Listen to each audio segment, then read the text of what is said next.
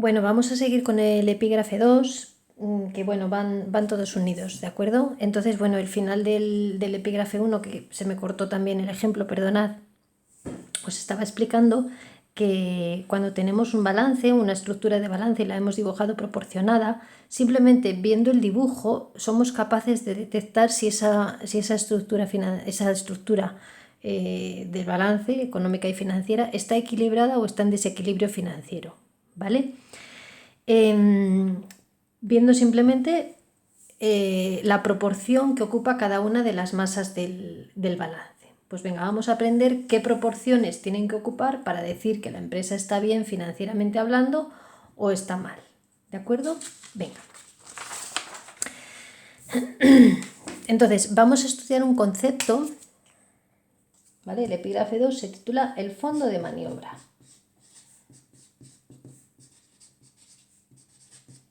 Vamos a ver lo que es esto, que es muy sencillo. Y además se ve muy fácil simplemente mirando el dibujo este del balance, se detecta si una empresa tiene fondo de maniobra o no. Bueno, recordamos que de lo que se trata en balances, en análisis de balances, es de que haya un equilibrio financiero. Este equilibrio financiero se trata de buscar un equilibrio entre la inversión y la financiación de la empresa. Es como si el balance, y por eso se llama así, ¿vale? Porque el balance, esa palabra os recordará, me imagino, la palabra balanza. Bueno, pues una balanza tiene que estar en equilibrio, ¿vale? Las dos partes, los dos platillos de la balanza han de estar en equilibrio. Pues lo mismo, ¿vale? Lo mismo el balance. La parte de las inversiones tiene que estar equilibrada con la parte de la financiación. Tienen que estar equilibradas. ¿Cómo se sabe si están equilibradas? Bueno, hay que buscar los principios contables, recordáis, principios financieros también. Hay un primer principio que se le llama de prudencia financiera. Principio de prudencia financiera, es decir, hay que ser prudentes. Venga, vamos a ver si lo entendemos. Un balance, decimos que nos muestra de dónde ha salido el dinero para comprar todo lo que hemos comprado, todas las inversiones. ¿De acuerdo? Bueno, pues hay un primer principio de prudencia financiera que dice que para comprar las inversiones permanentes, las inversiones de largo plazo, las del activo no corriente, ¿vale? Me dicen que lo suyo es utilizar capitales permanentes, ¿vale? Recursos permanentes. ¿Cuáles son los recursos permanentes? Pues lo que llamamos el patrimonio neto y el pasivo no corriente, ¿vale? Entonces, lo suyo es que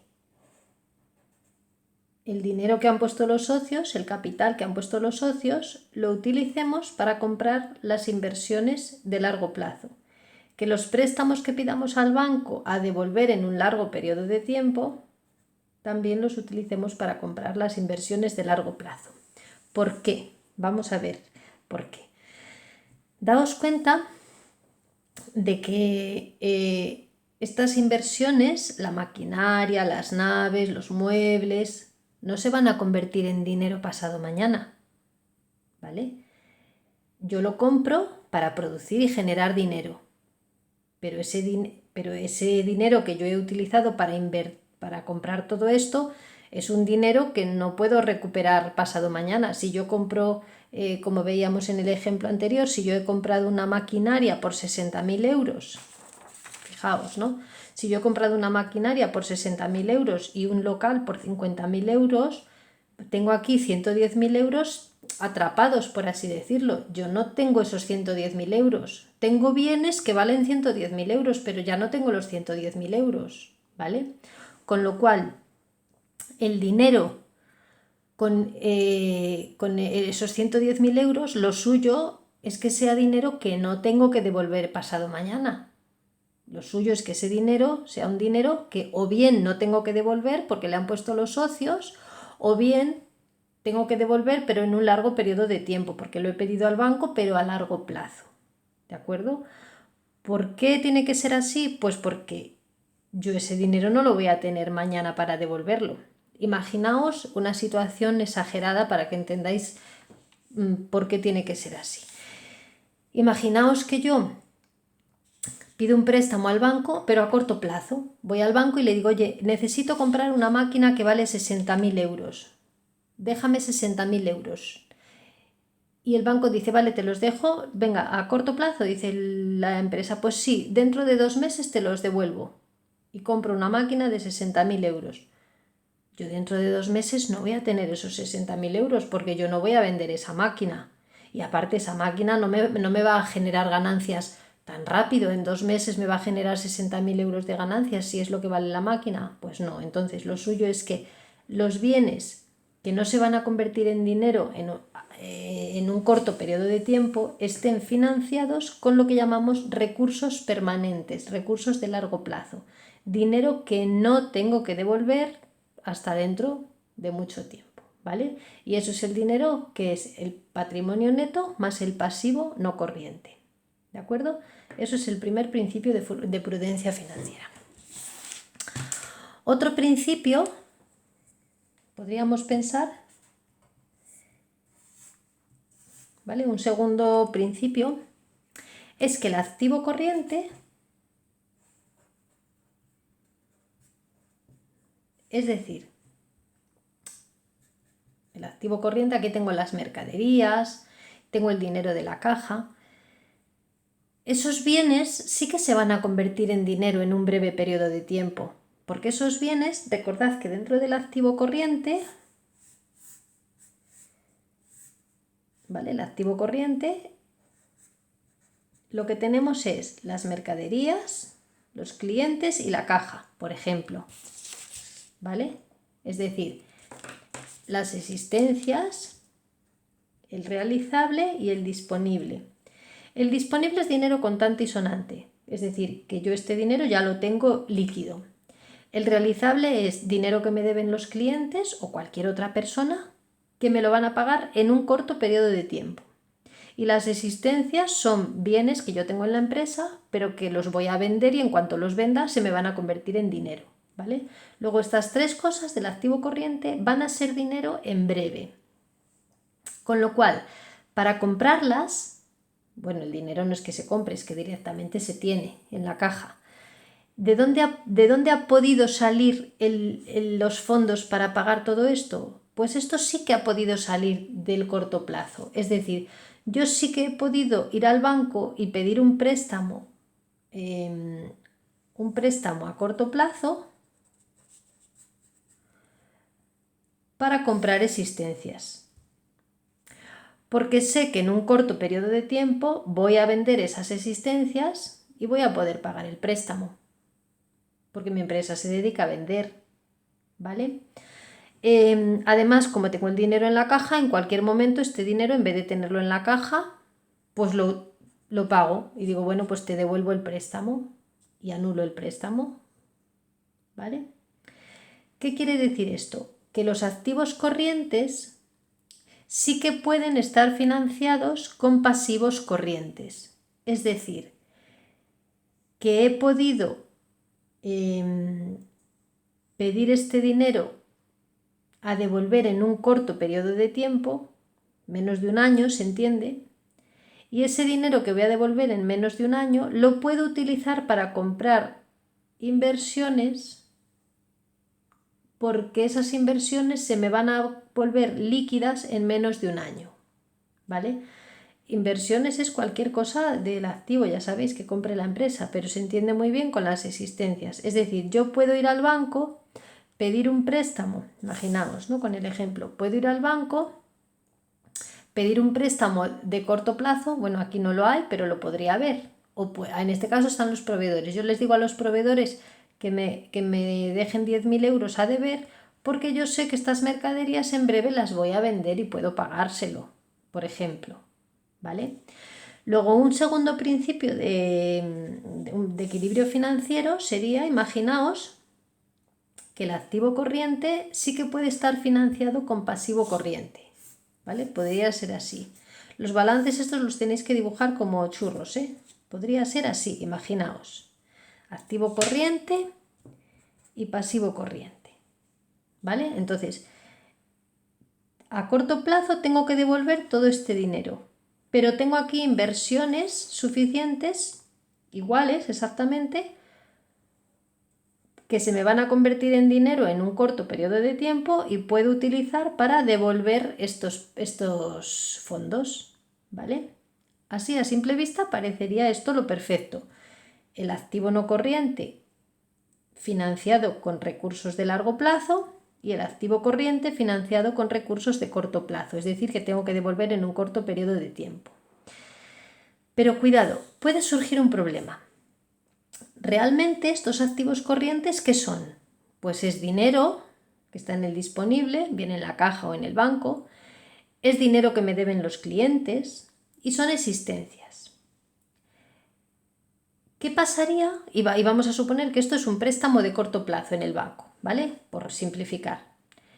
¿Qué pasaría? Imaginaos, yo este dinero que tengo aquí en la caja sí que lo puedo utilizar directamente para pagar el préstamo. Luego esto ya está disponible para pagar, por eso se llama así. Tengo aquí otro trocito que es el realizable, lo que me deben los clientes. ¿Qué pasa si uno de estos clientes entra en quiebra y no me puede pagar? Yo contaba con este dinero para devolverle al banco el préstamo y un cliente no me puede pagar. Pues ya estamos ahí que no podemos pagar el préstamo. ¿O qué pasaría si, por ejemplo, el cliente sí que me va a pagar, pero resulta que no coinciden los plazos? El préstamo lo tengo que devolver en un mes y el cliente me va a pagar en 2 meses. Pues ya problema habría ahí también. ¿O qué pasaría si todas estas existencias que yo tengo aquí y que he contado con que las voy a vender y voy a poder pagar el préstamo, qué pasa si todas estas existencias no se venden, por lo que sea? Porque hay una mala situación, por lo que sea, o se venden pero mucho más despacio y no llego a tiempo para tener el dinero para pagar el préstamo. Bueno, pues si cualquiera de estas cosas sucediera, tendríamos problemas de pago de nuestra deuda de corto plazo, ¿vale? Y como estas cosas que os he contado son muy normales y pueden suceder, pues para no andar pillados, mejor vamos a tener un poco de margen de maniobra, ¿vale? Y entonces, margen de maniobra consistiría en que nuestro balance, si nuestro activo corriente es así, pues que nuestras deudas a corto plazo, nuestro pasivo corriente sea un poco más pequeño, ¿vale? El pasivo corriente. Y entonces, imaginaos que todo este activo corriente son, por ejemplo, aquí eran 30, 40, 50.000 euros. Tengo 50.000 euros de activo corriente y vamos a suponer que tengo una deuda con el banco a corto plazo de 30.000 euros. Bueno, pues tengo un margen de maniobra de 20.000 euros. Es decir, aunque algunos clientes que me deben dinero no me paguen, pues todavía tengo margen, ¿vale? De 50.000 euros vamos a suponer que hay clientes que me deben 5.000 euros y no me pagan. Bueno, todavía me quedan 45.000, me sigue dando para pagar el préstamo. Vamos a suponer que parte de las existencias no se venden. 10 o 15.000 euros de las existencias no se venden. Bueno, pues si tenía 45.000 por el cliente que no me iba a pagar y debo 30.000, aunque le quite 15.000 de existencias que no vendo, todavía puedo pagar, ¿vale? Es decir, que esto, el activo corriente son 50.000 euros, el pasivo corriente son 30.000, entonces tengo aquí un margen de maniobra. Se ve justo, este trocito es la diferencia, ¿vale? Todo esto es el activo corriente, todo esto es el pasivo corriente, pues este trocito sería el margen de maniobra. Es decir, del activo corriente todo esto lo tengo que utilizar para pagar el préstamo. Aunque esto no lo consiga hacer líquido, no pasa nada, tengo ese margen de maniobra.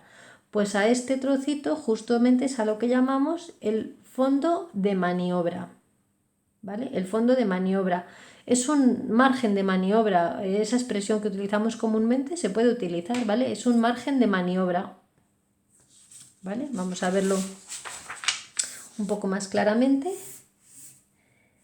Entonces, las empresas, para estar en equilibrio financiero, en contra de lo que parece, una empresa que esté así, activo no corriente, activo corriente, pasivo corriente, patrimonio neto y pasivo no corriente, una empresa que esté así está en total desequilibrio, porque esto está muy justo, está exactamente igual. Cualquiera de los problemas de esos que os he dicho que suceden y ya tendríamos problemas para pagar nuestras deudas a corto plazo, ¿vale? Entonces, para que una empresa esté en una buena situación financiera, el activo no corriente y el activo corriente y el pasivo corriente debe de ser menor que el activo corriente, ¿vale? Es decir, nuestras deudas a corto plazo han de ser menores que el dinero que vamos a conseguir en ese corto periodo de tiempo, ¿vale?